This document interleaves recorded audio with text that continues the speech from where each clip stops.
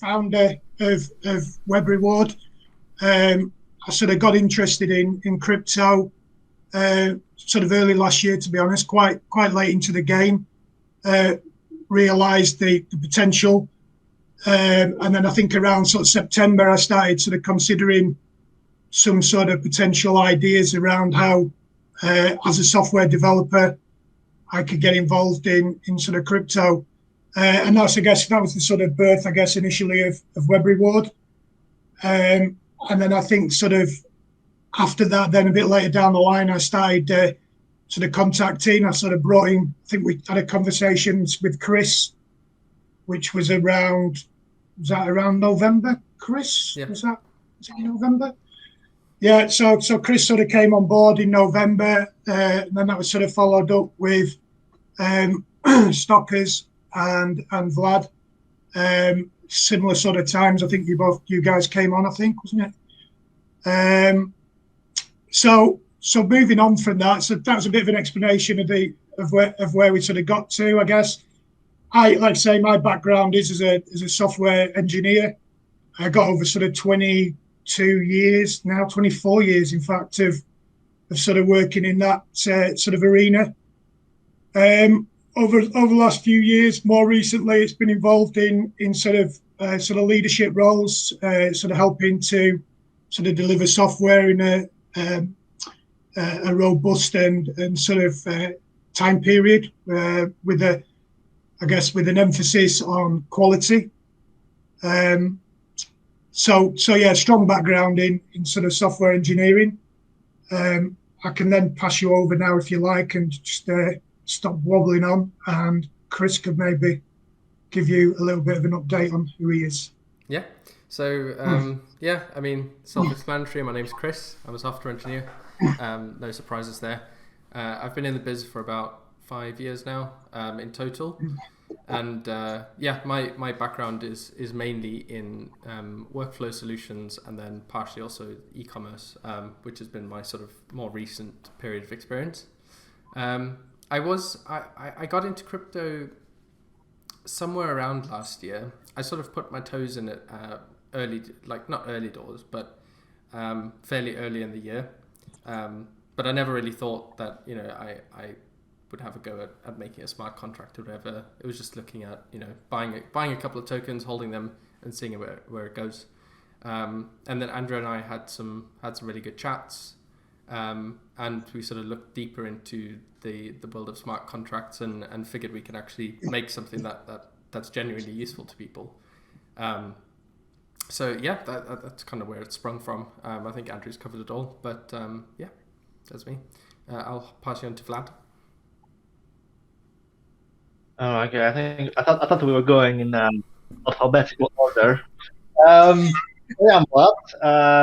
I'm a software engineer. I've been in the industry for around 8-9 years, and been sort of writing firmware. Been working on sort of backend services, front end, and currently I'm working for a company and building a platform using Amazon Web Services.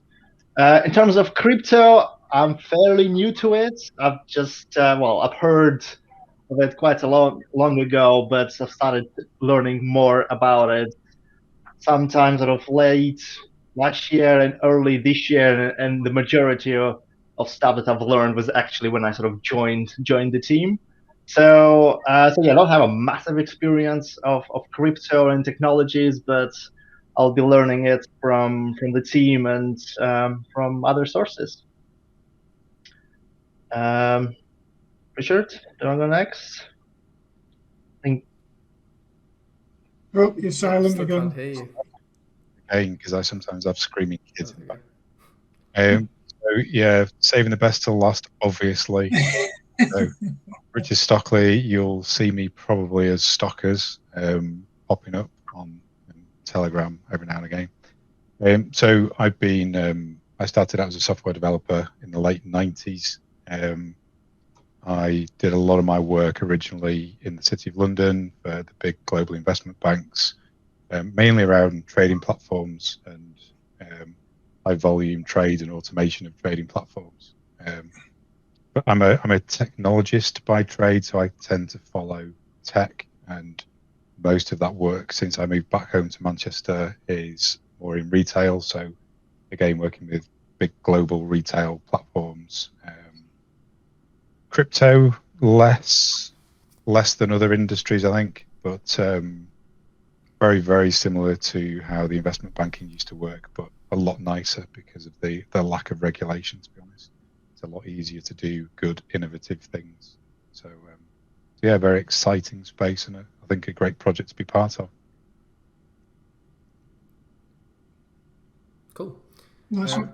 So yeah, I think we're going to get straight into it, really. I think, unless, did you have anything else to say, Dubbo? Or No, I was No? just gonna lead us into questions, mate. Same as you, so go for it. So I guess there's no time limit. You have as long as you want. Hopefully you've prepared some questions and some tough ones, but throw us some easy ones first to get us used to it. But yeah, has anyone got a question so far? No, I don't.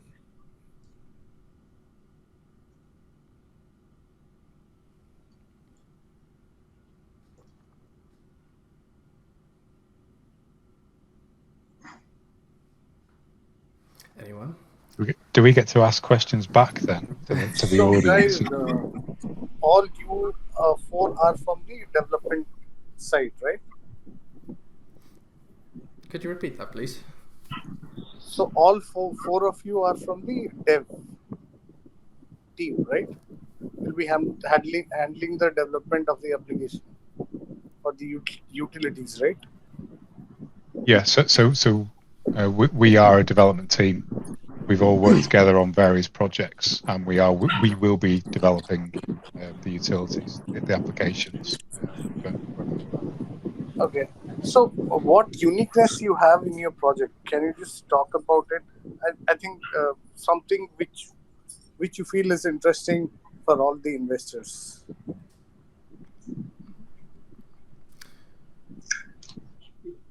Cool. Who wants to pick? Sorry? I was going to say, do you want to start with that, Chris, or? Yeah. So I guess there's two sort of unique approaches to our project. The first is the concept of our rewards, and this isn't totally unique in the space, I guess, because there's a couple of other tokens attempting to do this at the moment. But with our accumulator utility, one of the things we're trying to achieve at the moment is allowing you to receive rewards in a multitude of different currencies, rather than a single stable coin such as BUSD. That in itself is quite useful because it basically lets people diversify their portfolios for free. They don't have to sort of stay on top of it and manually buy other tokens using BUSD, etc. They could basically hold WebReward, earn in a multitude of different tokens, basically, as they hold it. Which for me, that the big thing is the diversification of the portfolio. You can do some interesting stuff with that. You can potentially you can get rewarded in another token, which also gives you reflections, which makes things quite interesting in terms of how you can, I guess, set your portfolio up with multiple different currencies, potentially multiple of them rewarding you in multiple currencies, there's a lot of potential there for you to diversify your own portfolio, basically. The other sort of approach, which I think we're trying to take as a team and as a business, is our approach to integrating with Web 2 technologies. So I think one of the big problems in crypto at the moment is that there's this huge world of decentralized finance, which has got a load of fantastic stuff in it, but the average person is not going to make use of that because the average person doesn't understand crypto, they don't hold crypto, and even if they hold a bit of Bitcoin or whatever, they don't necessarily have an incentive to use it beyond holding it as an asset that hopefully grows in the span of a year or so. So what we're trying to do is we're trying to solve problems and create utilities that I guess everyday people can use. So our first MVP utility, which we're going to have ready for launch, is the tipper. And that's a sort of, the idea of the tipper is to let people basically accept tips from anyone, whether they're like a YouTuber or a Twitch streamer, or they just have their own website or a blog or something like that. They can place our tipper utility on their site and accept donations really easily.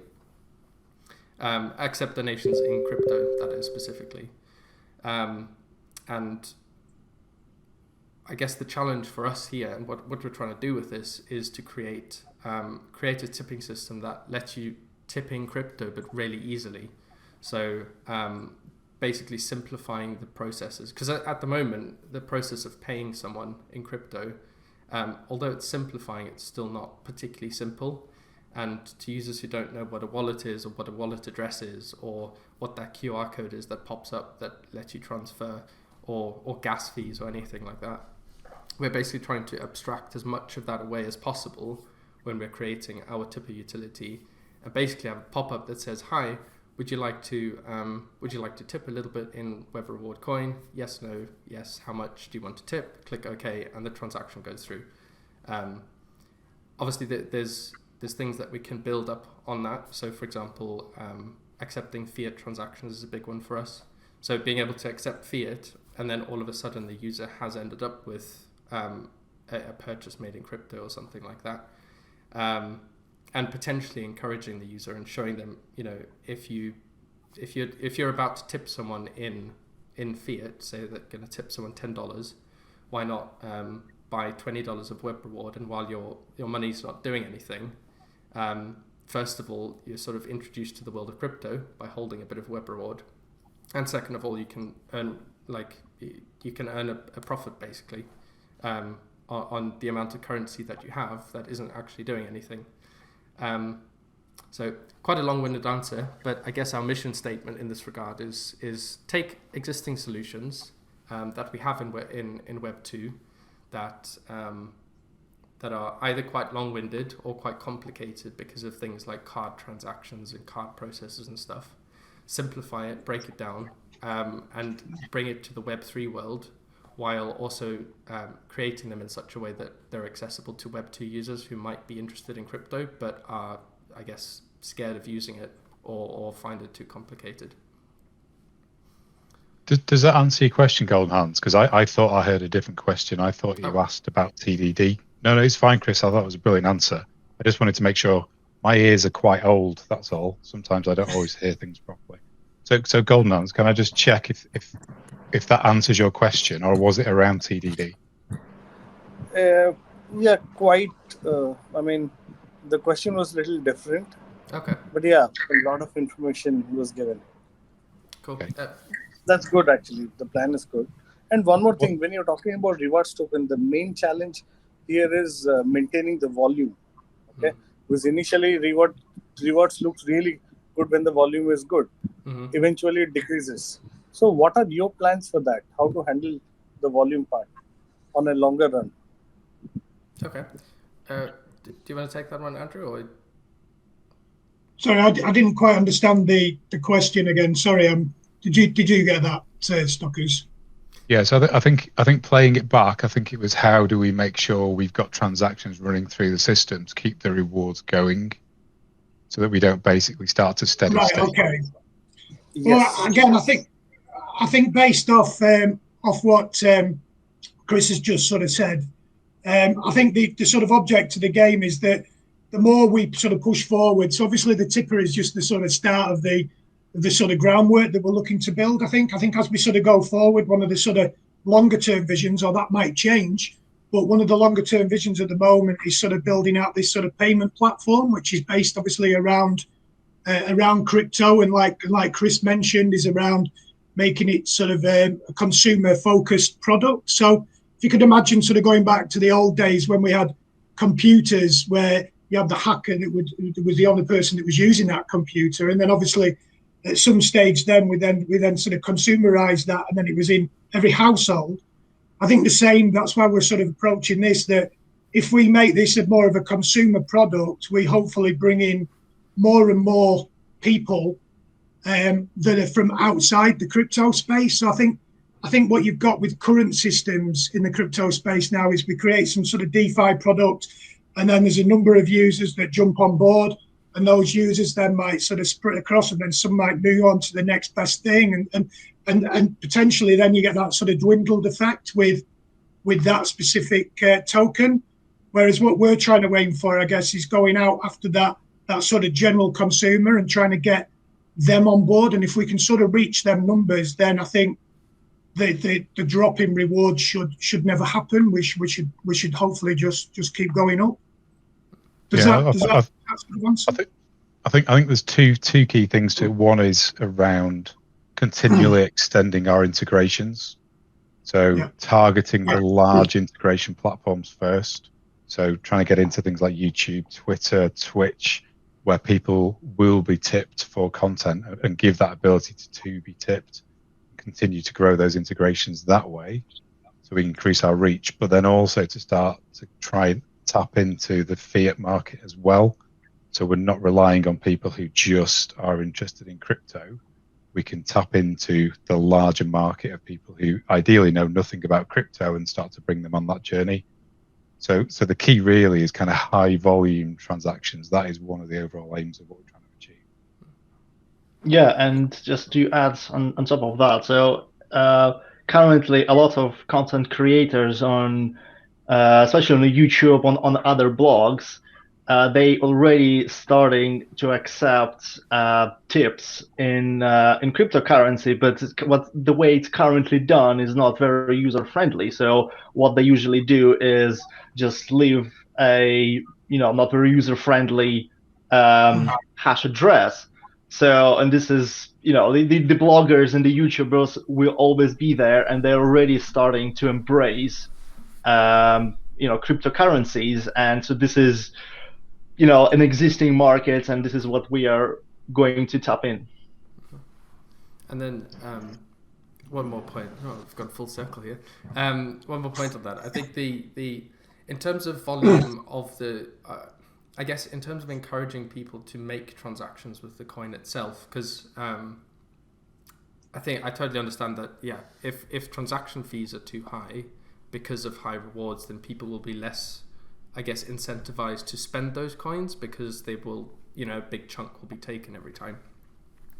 So we've kind of got a two-pronged approach to this. So the first thing is that our fees are lower than, or are on the low side relatively. So we've got a 10% fee in total for any transaction, which is still a number. So it obviously can't be ignored. But the types of payment systems that we're tackling at first are things like the YouTube Super Chats and the Twitch Bits, and they take a 30% cut off any transactions that are made in there, right? So the user doesn't see it, it's seen by the content creator. They can see that 30% of all the donations they've received basically have been taken off by YouTube or Twitch. So it's a very similar fee structure to how things like the Apple App Store work, etc., for in-app purchases. And with our sort of lower set of fees, what we're hoping to achieve is that we can go to content creators and say, listen, YouTube's currently charging you 30%. If you go through us, or potentially drive more traffic through this donation thing, the tipper or the subscriber or whatever it might be, you can see an increased return, basically, an increased return, and then the reward, I guess, is just like the cherry on top.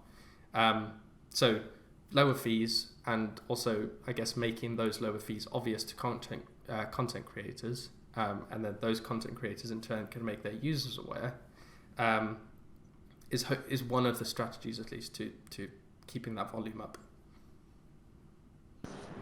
Yeah, I agree to this. Thank you. Okay.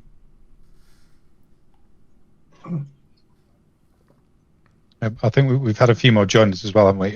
It's open for questions, so if anybody's got a next question, then please shout. Otherwise, Dobster is going to do a song and dance routine, so I think please ask questions. Or not. Hey, I have a question. So I like what y'all are doing. I like the product. So first off, is this a peer-to-peer transaction? Is that function like just like peer-to-peer when you actually make the tip? And then the second question is, and again, I know this seems kind of vulgar, but what I've seen in the Web3, Web2 space is most of the sites that really function well on tipping are in the sex trade. What considerations have you made to basically get your foothold in that space? Because if you're gonna really get that volume, the volume that you're talking about, really that's the only space that really has it consistently. So just kind of what's your idea on that, and like kind of what's your plan at least? Again, I know it's not what everyone thinks, but when we're talking about getting volume up and actually getting a project off the ground, you need that volume. We can have morals later, you know. Yeah, yeah. I mean, I think it's a very valid point. In terms of the version 1 of the tipper will be peer to peer. Yeah. So basically, what we're doing is we're abstracting the difficulty of that as much as we possibly can. Once we add things like fiat transactions, there's obviously more complexity, as it's not just a direct transaction.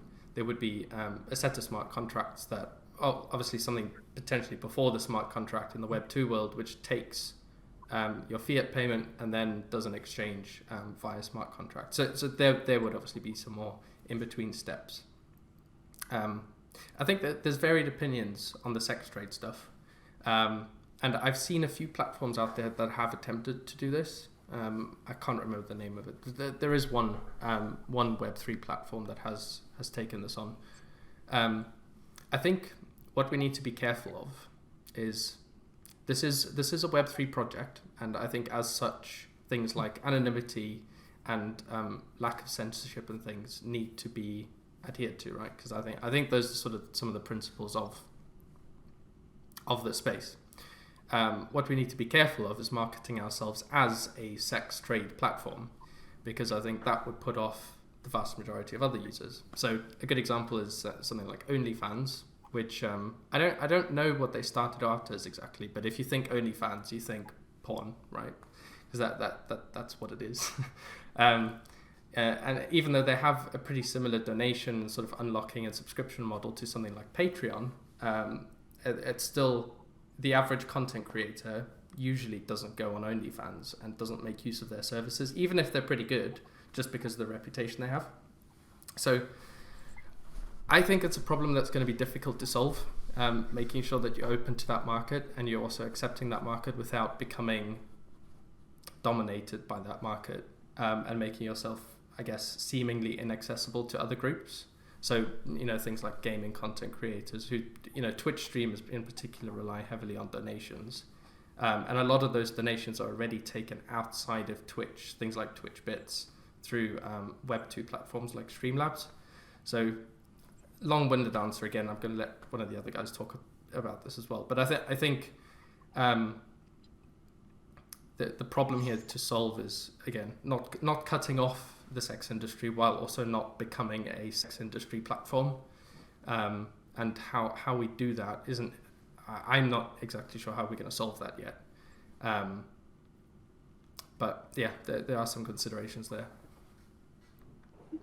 No, that's pretty much what I was thinking too. And again, the only reason when I read through your website, I saw that like that as a service, and it just made me think about it. Just from a business standpoint, the only thing I would say is just create a subsidiary and let the subsidiary be associated with it. That's a good If you do that, then everyone still focuses. You say basically you gave the subsidiary rights to use your service, and they pay you profits, but you're not directly associated. I think it's the easiest. So it's almost like a white label. I was going to say exactly that. So one of the conversations we've had internally about where we can go is kind of white labeling this approach. So again, WebReward can be a brand within its own right. Correct. We can then white label into other areas. I just wanted to bring it up. Kind of thought about it. It's great, and it's given me a really good area of research that I need to spend a lot of time investigating now. The sex trade. Thank you. For research purposes. For research purposes only. Absolutely. Yeah, nice one. Good question. Yeah, very good. Yeah.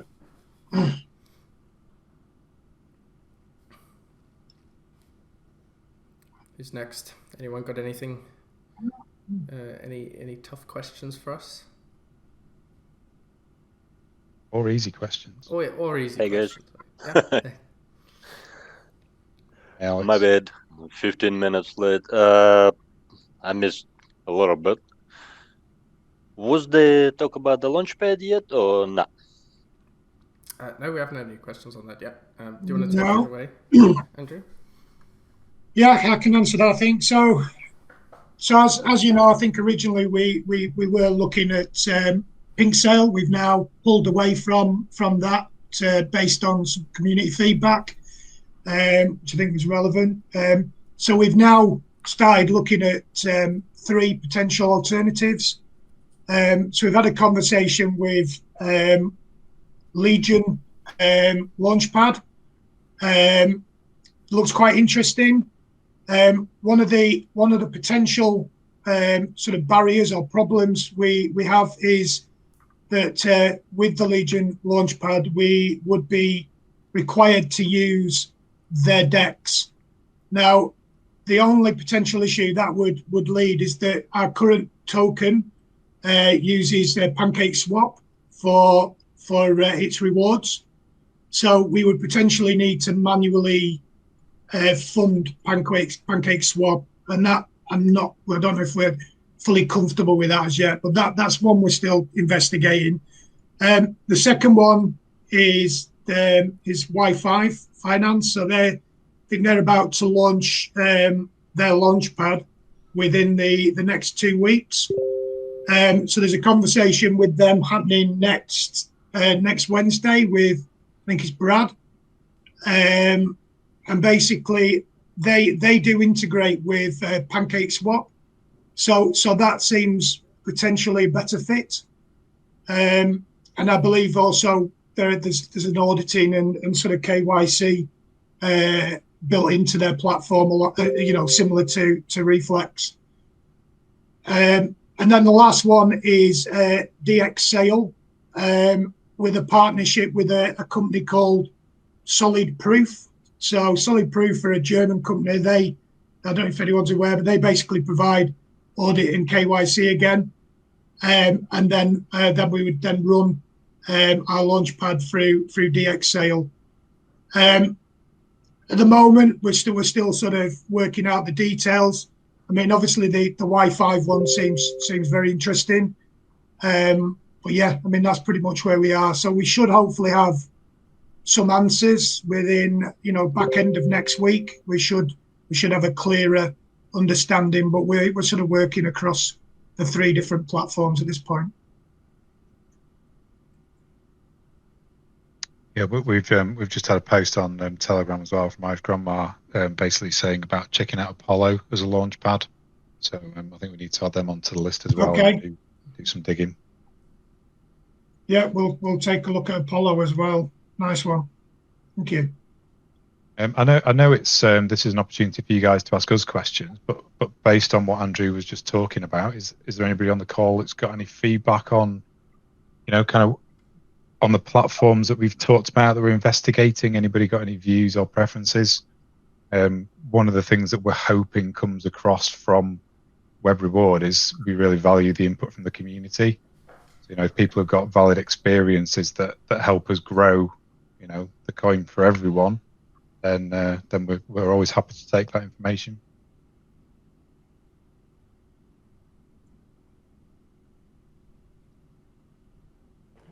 I'll jump in there for this one.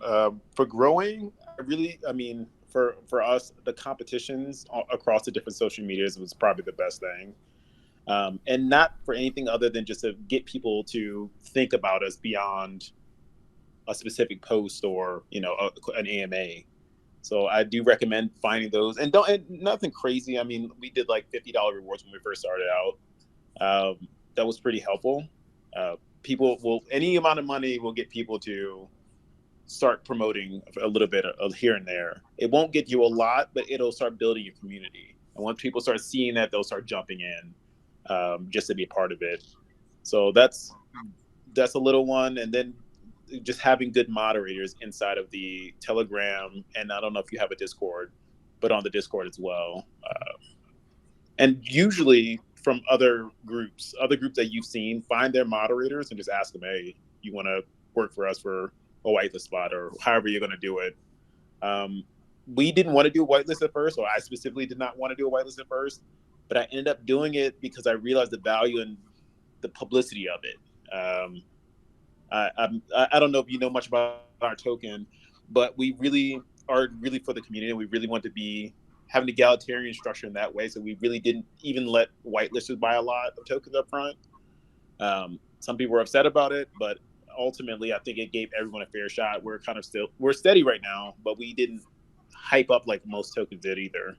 So take my recommendation with a grain of salt, I guess, in that way.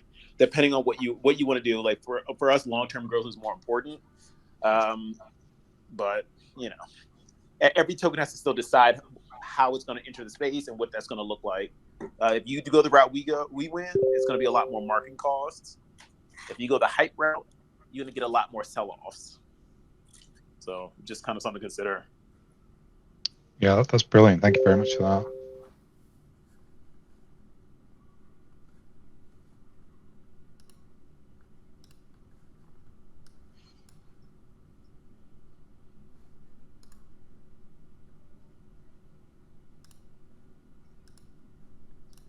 Anybody else with any nice, easy, or difficult questions? Again, a little bit quiet. Just a quick word. Wanted to thank both Irish Grandma and Yeshua for attending, because we are looking for potential partnerships down the road, especially with Shellcoin and Dive Wallet. It's great to see you guys here. Thank you. Yeah, thanks for coming, guys. It's really good to see. I guess, you know, some interaction between our tokens. I think I had a look at both of them briefly earlier, and there's some interesting stuff. So I think the future is potentially bright. But yeah, I think. Yeah, right on. You know, I was invited in, I think, by Pickle Sniffer, and been looking at you guys for the better part of a week, I think, maybe just over. It's hard to tell in crypto terms how long it's been. But yeah, I'm very much about collaborations and partnerships, and you know, any way we can boost each other up in this battle against the scumbags that try to rip everybody off and are trying to be disingenuous or whatever, you know. So in any way we can work together, I'm very interested in doing that. And so one of the ways we got some participation amongst other projects was those little games that Telegram could put on, and you know, we just $20 here or whatever, you know, and the winner gets recommendation to go and check out the new project that we're talking about. You know, just a little bit of, you know, because what I see too is people sometimes will try to get locked into a room and be like, only talk about our coin, don't talk about other projects. And then in the long run, what happens there is you get an echo chamber where you get a bunch of yes men that just pat each other on the back about what a great project you got. And, you know, I think that if you look at any number of people in your group and really look at the projects they're in, they have one thing in common. It's all these reflections tokens. They'll have anywhere from 2 to 3 to 10 or 15, you know, so we have one big shared community already. So why not embrace it and try to, you know, get our memberships up through that avenue? But I don't know, it's just something I try to work on. Yeah, that's a good point. Yeah, I think especially with multi-reflections and stuff, you know, I think that there is potential for almost an implicit partnerships, because, you know, people want to know what to split their rewards into and things like that. So yeah, I mean I think there's, at least in the time that I've been around reflection, sort of reflective tokens, is that correct? The correct term. I think that they all have quite a lot to offer. Obviously, there's a lot of, like you said, a lot of scummy ones out there, but at the same time, I think that there's huge potential for them to work together, because at the end of the day, everyone's there's a lot of cool ideas, a lot of unique ideas as well in this space. Yeah, I think one thing that's important for us, and I think you sort of touched on it a couple of times, is obviously the community, and us is working alongside that community. I think I think we sort of see them as this. We're sort of working together to achieve goals, and when we achieve those goals, we're sort of successful together. And I think that's the sort of key that we're trying to, or that's the sort of message we're trying to put out there. And I think that's our sort of aim going forward, to hopefully get that sort of natural progression and grow that community over time. But maybe and then see how we go. And I like to see when a group's got legitimate numbers. Like I'd rather see a group with 400 or 500 rather than 4,000 and there's nobody ever in there talking, because it's all just a bunch of bots, or somebody paid somebody a scraping service to go over and take people who haven't set their settings to private yet, and then they wake up one day and they're in this new group and they're like, what is this? That never really sits well with that person. So it's not really a worthwhile endeavor in the first place. You got to get your membership up through organic means as best you can. Yeah, totally. Yeah.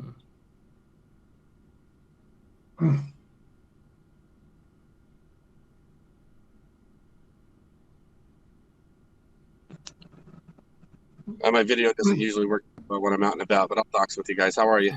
Hey, Hello. nice to meet you, I guess, yeah. Right on, guys.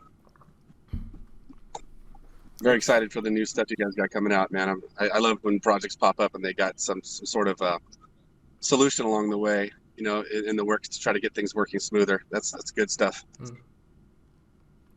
Yeah, I mean, so I guess my original software background is workflow solutions, and one of my favorite things was always when I made it easier for someone to do something. So basically, all the projects I worked on were, we do this in Excel or we do it in Word, and it's horrific, and we spend hours doing it and no one knows how to use it. Please make something for us. And this is what this feels like a little bit, and I like it. I think crypto is a space where it's like, well, you can do it through direct transfers, and you can do everything, but who the hell knows how to?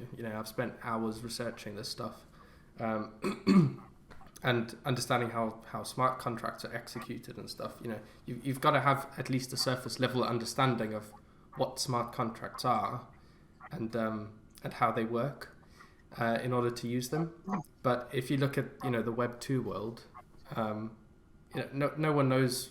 Well, the majority of people haven't really got a clue about a web server. What is a web server, and what is cloud storage for, where these magical images on Instagram come from.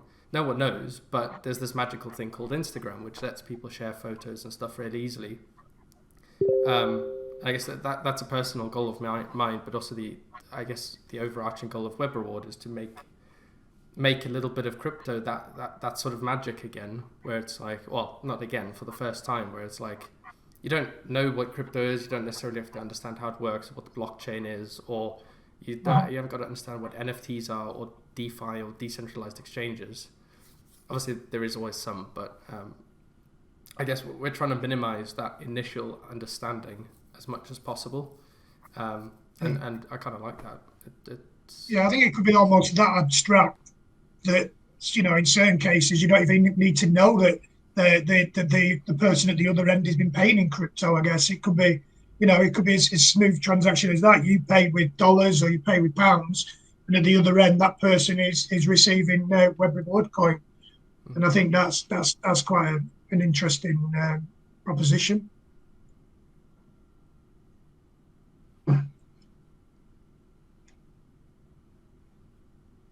Yeah, that's like, I think that kind of thing is a good way to get people into it, right? Because then all of a sudden, the content creator might, at the very least, the content creator might then be encouraged to hold a bit of crypto because they see our low fees, and they can see, oh, okay, well, I can earn while I hold this, because it's I think I did a bit of streaming for a while, very unsuccessful, horrifically, I got 5 followers or something, right?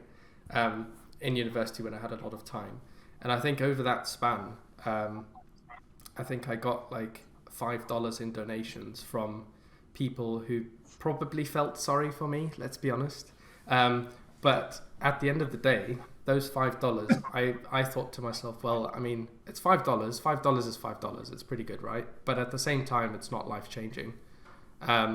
But if someone could have told me, right, just, instead of receiving it in dollars, receive it in something, and just in a cryptocurrency, and just by having that cryptocurrency, first of all, you could potentially be holding whatever, 10, 20, $50 if the token grows, but also you get the reward side of it. And people, I think it might change the way people perceive, especially small to medium-sized streamers and content creators who don't rely on donations to begin with, to encourage them to get their hands into crypto, even just to hold a little bit if they're not earning anything else on the side, or if they've got another full-time job on the side, rather. Yeah.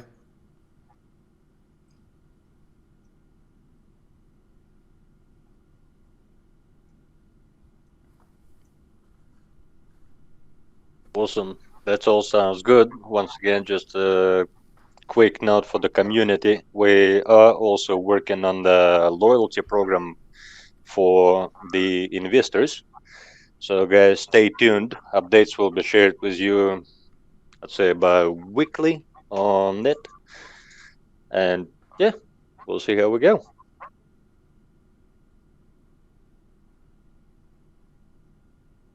Any other questions?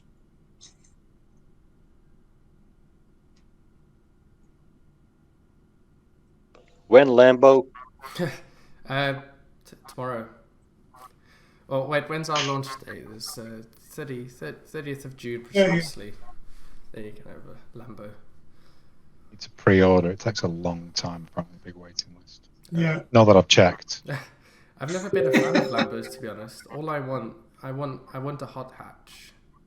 Like, I don't know if anyone likes cars, but I really want a GR Yaris. If I can get one of those in my lifetime, I'll be happy. What? What's that? What? Sorry. A GR Yaris, right? A Yaris is Yaris. a boring car, right? Yaris. But Yeah, that is really boring. It's a Toyota Yaris. Yeah, Toyota also. You need to stop now, Chris. Chris, you stop, man. Right, quick, come on, get him off. Google it, and you'll be impressed. It's made by Toyota's performance division, who run the rally division of Toyota. So it's the fun version of the Yaris with 220 horsepower, etc. 20 horsepower. 220. Oh, sorry. Same engine they put in the Indy cars, in the Toyota Indy cars. Yeah, maybe.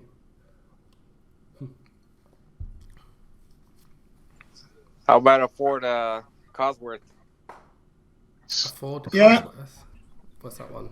Escort or Sierra? There was the Ford. Well, in the UK, there was the Ford Sierra Cosworth, and there was the Ford Escort Cosworth. Both highly collectible cars nowadays. I think they came out in the was it late 80s, early 90s. Okay. The Escort RS Cosworth. Classic. Yeah, the RS Cosworth. Yeah, nice. So you can see Vlad and Chris going. What? I don't know. I'm into. No, actually, Ford was actually was on Top Gear, so I think they were using sort of old performance cars, and Ford Cosworth was one of them. So I'm actually familiar with this one. Yeah, My wife had a 2000 Ford Escort ZX2. It was not upgraded at all, but it looks sporty. ZX2, Ford Escort ZX2. Yeah, I think that's he was talking about the Cosworth version of the Escort. Yeah, I think where this one's not modded at all, but we put some subwoofers in the back and it slammed. It had 212s in the back. Nice. Oh wow, that's a very different Ford Escort to what we see in the UK. I think the color they called it was tropical green. It had the spoiler on the rear deck, and it handled okay, but the transmission dumped out, and it was part of a class action lawsuit where they replaced all the transmissions for free, but it never ran again right after that.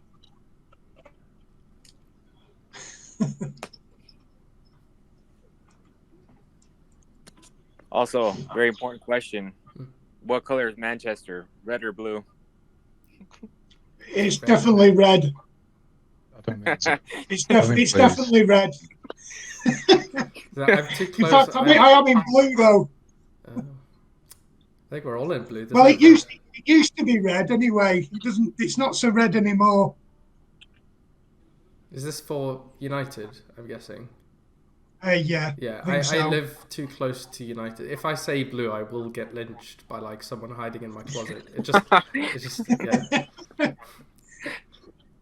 I'm in the influence sphere, so McFly, don't listen to Andrew. He is secretly the biggest fan of Manchester City, mate. No, that's like that's dangerous talk. That no, I'm definitely red. Alex Ferguson, he's the man. Okay. Yeah. Are you saying you want to watch Chelsea? Was it last? Was it yesterday? You were talking about Chelsea. I think and Leeds. Sunderland was on there as And well. Leeds. Oh yeah, I mentioned Sunderland, Leeds, as well. Yeah. Big rivals are Leeds United and Manchester United. So that'd be a good game for you to go to. That's it. Once I do well with WebReward, I'll get a ticket to go to the UK and watch a couple of EPL games. So it's not when Lambo, it's when Leeds Man United. Then that's Exactly. There you go. like it.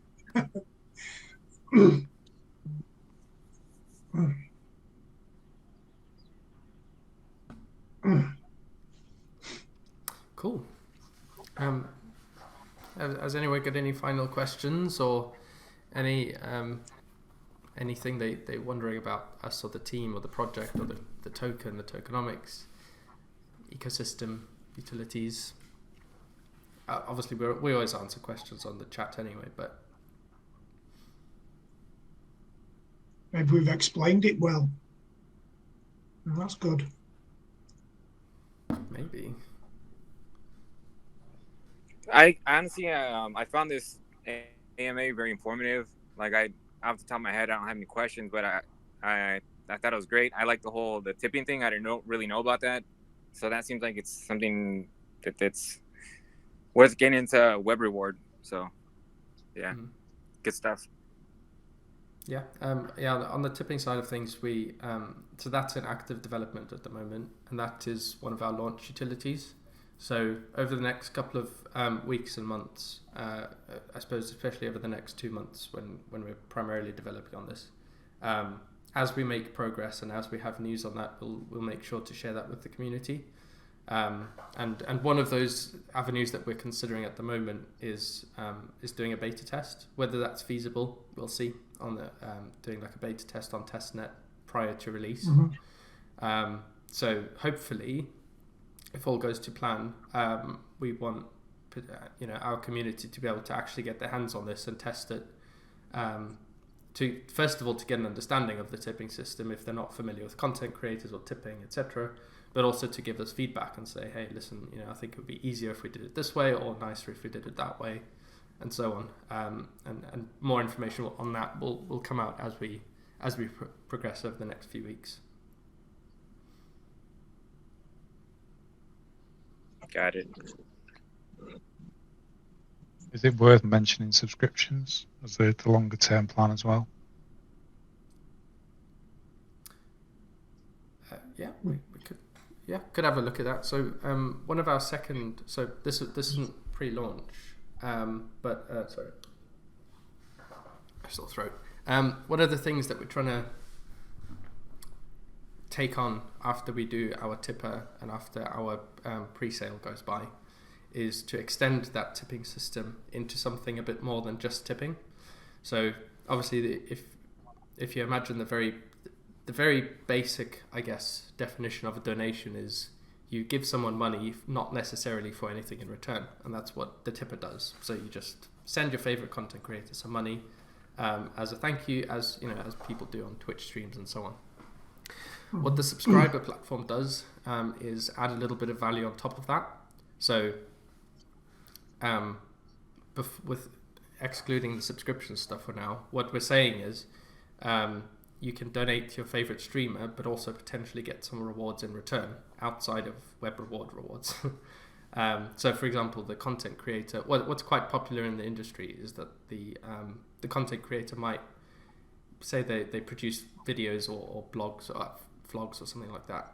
Behind the scenes, what they'll do is they'll record a bunch of footage and maybe do a few sort of behind the scenes vlogs and some pictures of how things are being set up and whatever. And say, okay, well, if you donate so and so much to me per month, you'll get access to, I guess, exclusive content in a way as a small thank you for supporting the channel. And smart contracts are in a way a perfect way to do that, because a smart contract, it's easy enough to build a smart contract that says pay X amount and then unlock Y. So you pay in a certain amount in donations and you get Y out of it. So as a user, you might get some behind the scenes footage if you donate more than $5. The extension of that is then subscriptions, and you can say, instead of just doing one-off donations, I can say, right, I watch this guy for 20 hours every month. He's always on in the background, and therefore I'm going to give you $5 a month, and in return the content creator might offer some ongoing rewards, such as more behind the scenes content or whatever it might be. That would kind of encompass the subscriber platform, which is effectively an extension and value added, as well as the subscription element on top of the tipper platform. Anyone else got any points on that? No, I think you answered it well, Chris. I think the only thing I'd like to say is it's just like almost like it could provide that sort of paywall around sort of content that the provider, or say that the content creator may wish to, like you say, just receive an income from in terms of a subscription. So that there's another option to it as well, giving you that ability. I think one thing as well to take home here is that moving forward as well, obviously we're sort of doing pieces in sort of small bits. So as we're trying to work in this sort of MVP approach, which is allowing us to sort of release sort of products and applications as early as we possibly can, and then extend those as we go forward. So based on the feedback that we get through the sort of customers that we're working with, from the community that we're working with, we then make those improvements. So rather than trying to deliver something all in one go, all singing, all dancing, we're trying to do it incrementally over time, if that makes sense. So we get value early, but we extend that value going over the long term.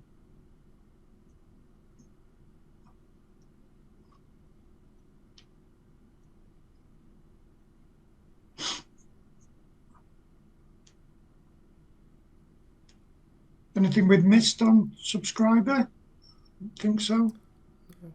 No, I think we've covered most of the bits on there. And obviously go on, Stockers, mate. Sorry. I guess one of the things is these are utilities that we've thought of. And obviously, once we get the platform in place, the underlying platform in place to make this happen, we can also take feedback from the community. Again, we keep talking about the community, and it's kind of essential. You help us, we help you. Everyone kind of wins together. So there'll be ideas that I think come out that we've never even thought of. Yeah, definitely.